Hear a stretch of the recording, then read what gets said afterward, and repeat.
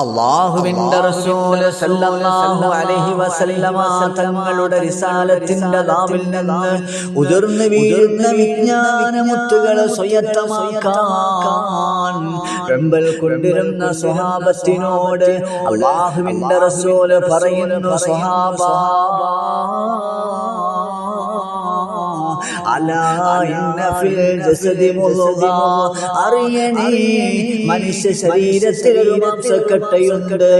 ഇദാ സ്വലഹത് സ്വലഹൽ ജസദു കുല്ലു, ആ മാംസപിണ്ഡം ശുദ്ധമായ, ആ മാംസക്കട്ട ശുദ്ധമായ, ശരീരം മുഴുവനും ശുദ്ധമാണ്. സ്വഹാബ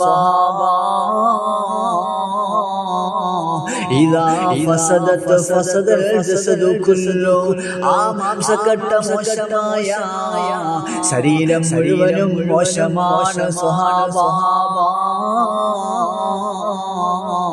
അലാ വഹിയൽ ഖൽബ്, അറിയണേ അത് ഹൃദയമാണ്, ഹൃദയമാണ്.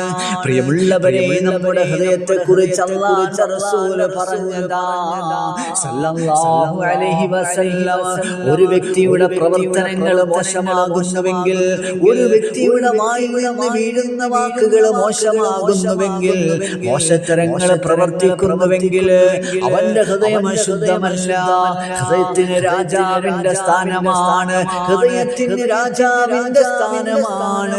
പ്രജകളാകുന്ന അവയവങ്ങളിലൂടെ പ്രകടമാകുന്നത് രാജാവ് എന്താണോ കൽപ്പിക്കുന്നത്, ഹൃദയമാകുന്ന രാജാവ് കൽപ്പിക്കുന്നതാണ് പ്രജകളാകുന്ന അവയവങ്ങളിൽ നിന്ന് പ്രകടമാകുന്നത്.